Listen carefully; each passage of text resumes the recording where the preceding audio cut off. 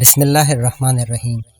سلطان محمود غزنوی کے پاس کوئی شخص ککڑی لے کر حاضر ہوا۔ سلطان نے ککڑی قبول فرمائی اور پیش کرنے والے کو انعام دیا۔ پھر اپنے ہاتھ سے ککڑی کی ایک پھانک کاٹ کر ایاز کو عطا فرمائی۔ ایاز مزے لے لے کر وہ تمام پھانک کھا گیا۔ پھر سلطان نے دوسری پھانک کاٹی اور خود کھانے لگا۔ وہ اتنی کڑوی تھی کہ زبان پر رکھنا مشکل تھا۔ سلطان نے حیرت سے ایاز کی طرف دیکھا اور فرمایا، ایاز، اتنی کڑوی تو کیسے کھا گیا کہ تیرے چہرے پر ناگواری کے ذرہ بر اثرات نمودار نہ ہوئے؟ ایاز نے عرض کیا، حضور، ککڑی واقعی بہت کڑوی تھی۔ منہ میں ڈالی تو عقل نے کہا کہ تھوک دے، مگر دل نے کہا، ایاز خبردار، یہ وہی ہاتھ ہیں جن سے روزانہ میٹھی اشیاء کھاتا رہا ہے۔